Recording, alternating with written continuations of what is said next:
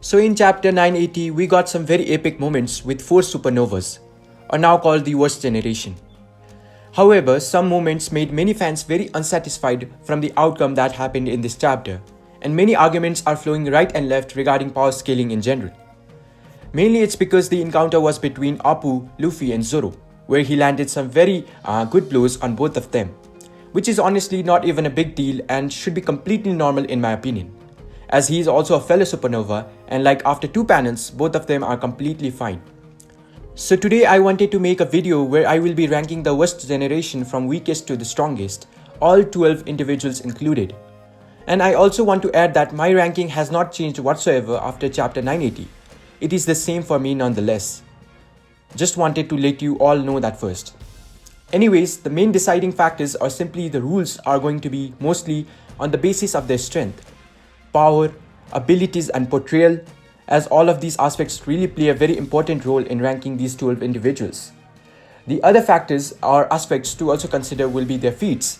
Doesn't matter whatever it is, in terms of durability, endurance, attacking prowess, and fighting or defeating some very big individuals. The status they hold, their potential, and at last your impactful importance to the story itself. Now the ranking is of course just my opinion and perception, so please do not get offended if it doesn't matches your list.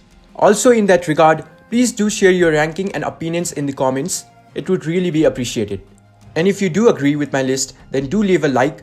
Also do subscribe for more future content and hit that all notification to get notified of all my latest videos. So let's start without any further ado. At 12, I have Jewelry Bonnie.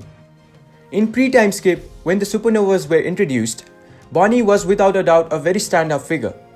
She had a relatively balanced out bounty of 140 million compared to the other supernovas. Furthermore, her devil fruit was very much intriguing and seemed broken as she was ultimately able to alter, or I should say manipulate an individual's age to seemingly her liking. She was also very much interesting because she was the only female from the supernovas. But post-time skip, sadly she has been the most lesser significant supernova. To start off, she and her crew were captured by Blackbeard, basically to sell her to the Navy for a battle ship. And afterwards, she had a confrontation with Akainu, so that was a pretty bad start. Now after so long, we finally saw her after the time skip where she snuck inside Marijua. So yeah, whatever happened between her and Akainu is still a mystery. Even with her devil fruit, we have no information on the working mechanism of it, or how truly effective and powerful it is. Also, she has not been mentioned to be a part of any big stuff in the New World, and her current bounty is also unknown, so I can't really gauge her level. To add on, she is the least favorable supernova to come to Wano, because she has no business there. And she also just infiltrated Marijua, so I only hope she did something big there, as it will be a balancing factor for her relevancy in the story, while the other supernovas are in Wano.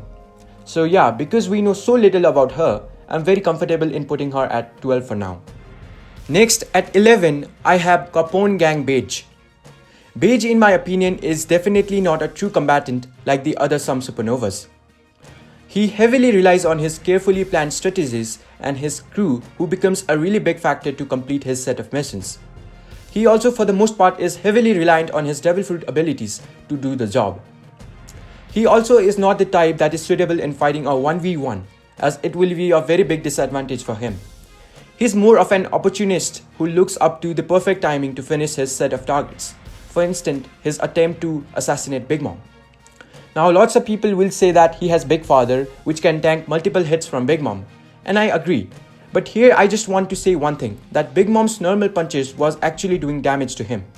So if you have strength-based individuals like Luffy, he should be able to damage/defeat Beige with his elephant Gatling, which was strong enough to destroy half of the Noah ship.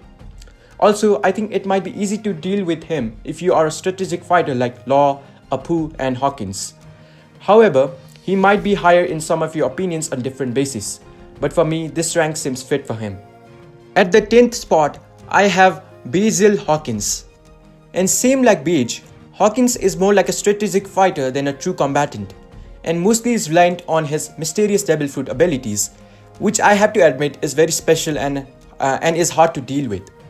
He basically draws different cards to activate his attacks, and also has the advantage of surviving from any sneak or surprise attack, which he transfers the damage taken to one of the fodder characters. And if I'm correct, he can go up to 11 lives. Also, the fact that Kid trusted him to be one of his 3 alliance members speaks to the skill sets and capabilities of Hawkins.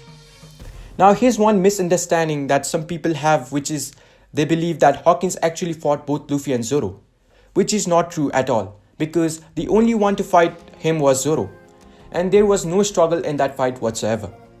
It was literally over in 2 panels where Zoro used just one attack, Toro Salmon, a 2-sword style to basically one-shot the Straw Man puppet, one of Hawkins' most impressive and powerful attack. You may ask, how is it that the case? And the answer is Hawkins himself admitted that the more risk he bears, the more stronger the card emerges, which in return gives the individual to surpass their own limits. And the Straw Man puppet was exactly that, as even Zoro commented that it was strong. But still in return he just gave some nail injuries to Zoro, nothing more, while Zoro took out 2 of his lives. The next instance for him is getting defeated by Law, where Law seemed perfectly fine after chopping off Hawkins in different parts. So it seemed like a comfortable victory for Law. And lastly, we also do not know where he is right now, but I'm pretty sure he will be joining the war at some point. At number 9, I have Mad Monk Urouge. And this position might be unsatisfying to some of you because we all know that he has a solid fate of defeating Snacks, a 4th commander of Big Mom Pirates. And I 100% completely agree with it. But I have my own reasons to put him here, so here we go.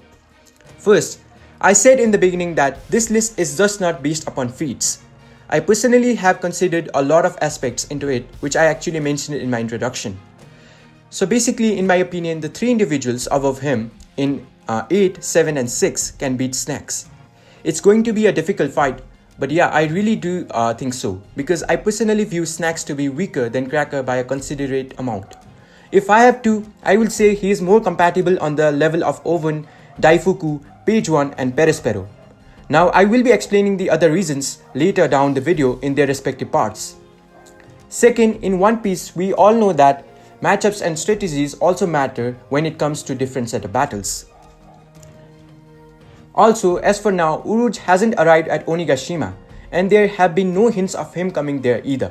And the other supernovas are actually going to fight top tiers of the Yonko crew, while we are closing up on it. So they must at least be very strong individuals to contest with these top tiers. Now if you still think Urouge should be higher than this, I have no problem, because it does make sense to put him higher because of his win against Snacks. But I personally am fine putting him here. At number 8, I have Killer. One of the very few notable figures from the rebellion side for this war is Killer, for no doubt. He's ready to fight Kaido alongside Kid and will most likely bump into one of the top tiers to fight them. Personally, I predicted Smoothie, basically a tag team with Heat and Wire. It will definitely elevate him because Smoothie is the 3rd strongest from Big Mom Pirates, basically the 2nd commander. So in my opinion, he should be strong enough to beat Snacks because their opponents are going to be much stronger than him. And again, as I said previously, I view Snacks to be weaker than Cracker by a considerate amount, and he's more compatible on the level of Oven, Daifuku, Page 1 and Perespero. Now, some of the people might not agree on this rank still because of his performance against Zoro. And I just want to say that in that fight, without a doubt, Killer was heavily nerfed. He was absolutely careless and acting like a madman. It was like he was completely out of his mind and didn't care about anything. He also was not carrying his primary weapons and his style of fighting. Killer, who is a very careful and intelligent individual, completely had no idea who Zoro was and attacked him recklessly. So that is why Zoro had very easy time dealing with him. But at present, he seems to have completely recovered from it and is acting like the intellectual one he was before. As we saw him trying to stop Kid from rampaging in the last chapter, so he should be the same Killer like he was when he fought Kaido alongside Kid, or basically how he was before getting captured. In addition, he's the right-hand man of Kid and is the only other supernova like Zoro who is not a captain, so he deserves this rank in my opinion. At number 7, I have Scratchman Apu. And as I said before, I haven't changed my opinion whatsoever. Even before chapter 980, I had him in this exact same spot. The reasons were that Apu was the only one pre-time skip who was introduced fighting Kid like just dogs and cats. Simply meaning from their introduction, they had these intolerant personalities to each other. Second, his devil fruit. Out of all the supernovas introduced back then, he had one of the most interesting and fun devil fruit, where it was not just cool but also very much effective, as his sequence of attacks were able to hit Kizaru. And out of the two attacks, one was a very effective explosion that looked like to be an inside out. So his introduction pre-time skip was great.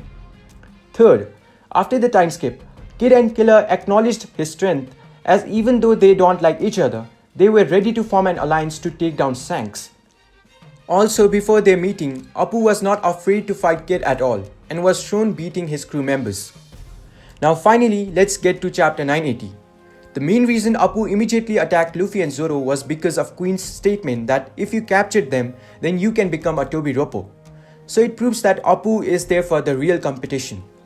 Plus, as he showcased that he can be very deadly, as his musical fruit is very powerful and capable to do some lethal damages. He also seems proficient at using it correctly, and once he already starts the sequence, then it becomes very hectic and troublesome to face him. That is why I think he can beat Snacks and is as strong as some of the Tobiroppos. At number 6, I have X-Drake. As we all know that he is one of the Flying Six or Tobiroppo, which is one of the highest achievable rank in the Beast Pirates in terms of both status and hierarchy. On top of that, the Tobiroppo in general are really hyped up, especially Huzu, Sasaki and X-Drake. In addition to that, these three are all ex-captains of their respective crew. They also are very confident and level-headed individuals who believe in their pure strength, so much so that two of them are even ready to fight any of the All-Stars to obtain the position for themselves. But X-Drake in particular doesn't seem to be interested, which is to be expected as his goals are completely different. But there's no denying the fact that he is a very good candidate if the position remains vacant. Further to solidify X-Drake, he is a supernova which should instantly make him special and standout figure than the rest of Tobiroppo. More so after the big revelation that he is a captain of the Marine Secret Organization SWORD, who has infiltrated Kaido's crew to access very crucial and game-changing information. Now talking about his strength, pre-time skip, he was shown to stop Urouge and Killer at the same time and tank a hit from Kizaru. And post-time skip, he is one of the strongest member of the Beast Pirate and even has a hybrid form which just adds to his elevation. Definitely worthy to be at number 6 in my opinion. At number 5, I have Trafalgar D. Waterlaw. Now this is where people will be disagreeing the most, I guess. But I honestly think for now this is a very good spot for him, and I will explain why he is not higher. First, let's go to Punk Hazard, where Luffy and Law were portrayed to be on the same level, where both of them looked equally impressive. More so for Law, as he had an epic moment where he one-shot Virgo with a great short speech to go alongside it. But the main difference started to show up at Dressrosa because Luffy was fully shown to be stronger than Law in every aspect. Basically, what Law was incapable of doing was completed by Luffy, and after Dressrosa, he just became like a straw hat. Now in terms of absolute strength and power, Luffy's Gear 4 was clearly superior to Law. Also, his Devil Fruit itself is nerfed in many aspects to balance his power out. The strongest attack that he has shown by far is his Gamma Knife, and it honestly is very dangerous and a straight KO move. But the disadvantage it carries is that it takes a certain amount of time to activate, where you have to sneak on your opponent to make the attack successful. And in a 1v1 situation, it becomes very hard to activate or even consider using it. It's more like useful in tag team matches where you have enough time to prepare and sneak up on your opponent. The next obstacle is superior Haki. Basically, if you have stronger Haki than Law, his abilities are limited and he will have a lot harder time to deal with his opponents. For example, against Doffy, he wasn't able to slice off Doffy just like he did with Virgo because Doffy's armament Haki was really good and proficient. And also Law's stamina is not very high because of the reason of his overpowered Devil Fruit. Lastly, I just want to add that we have yet to see Law grow or have power up just like Luffy and Zoro. So for now, I am comfortable putting him at number 5.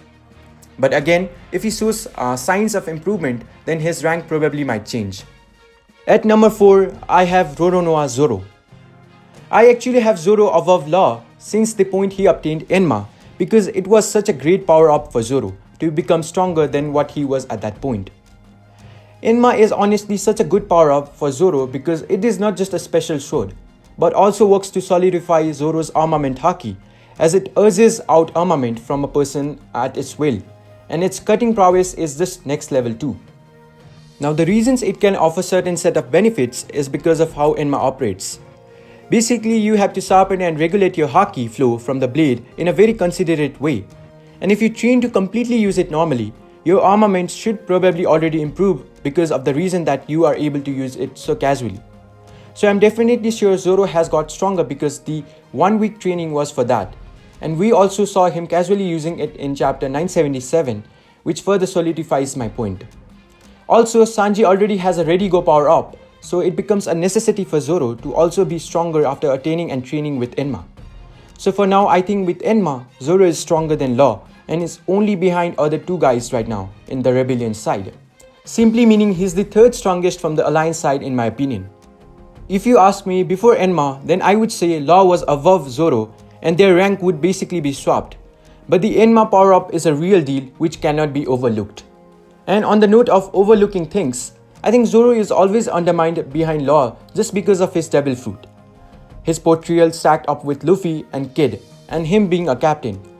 But mainly it's because of his devil fruit. And if that's so simple, then I want to ask that if we are just considering devil fruit, then he should be top 3 easily, which many will not agree. Also in my opinion, Zoro has stronger haki than Law, especially armament because it is his main forte. And with Enma now, it just further solidifies it for me. Plus my stand on Zoro should also be clear after my video about him where I explained my opinion on how strong he is. If you haven't checked it out yet, then I will leave a card above and also have a link in the description. So yeah, Zoro in my opinion is definitely top 4. At number 3, I have Eustace Captain Kid. In case of Kid, I don't think I have to explain too much in his part. Out of all the Worst Generation, he and Blackbeard are only portrayed to be Luffy's true rival. His New World's feats are nothing shorter to support that also, as he has had beef with 3 of the Yonko, 2 being the major ones against Shanks and Kaido, and in case of Big Mom, him injuring one of our sweet general in the process of stealing something very important.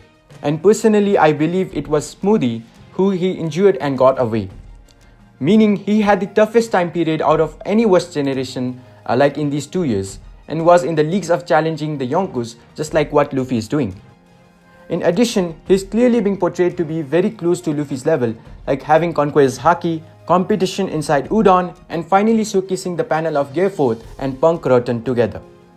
So there's no doubt that Kid is a very strong individual and a true rival to Luffy. Now I do think Luffy is stronger than him, and I have reasons for it which I will get on in Luffy's part. But yeah, Kid in my opinion is definitely top 3 out of the Worst Generation and will always be close to Luffy's level. At number 2, I have none other than Monkey D. Luffy. And I just have to add very little here because we all know that how strong and terrifying Luffy should be right now. First, let's start with his growth from his fight against Katakuri, and as we all know that the most definitive improvement he received was Future Sight, and probably his base stats also improved. Second, his physical training inside Udon with sea stone calves on, and it really seemed effective as Luffy looked buffed on, highlighting his little growth. Basically a small preparation for the next humongous training. Which brings us to the third point, his training of the most advanced form of armament haki, or the level 4 armament, which can literally damage you inside out. And we got glimpses of him practicing it in his base form. Now the interesting part is he was training it with his King Kong gun on top of Gearforth, so it should be crazily strong in my opinion. Oh, as soon inside Udon, he can now properly use Future Sight to much greater degree than before, as he demonstrated it against the Fodders.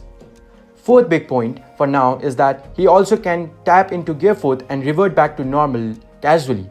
So I'm really much intrigued to know more information regarding this aspect. Finally, I will say that the Appu stuff is definitely not that big in my opinion, and I have explained the reasons for it. You can also watch my analysis of that situation.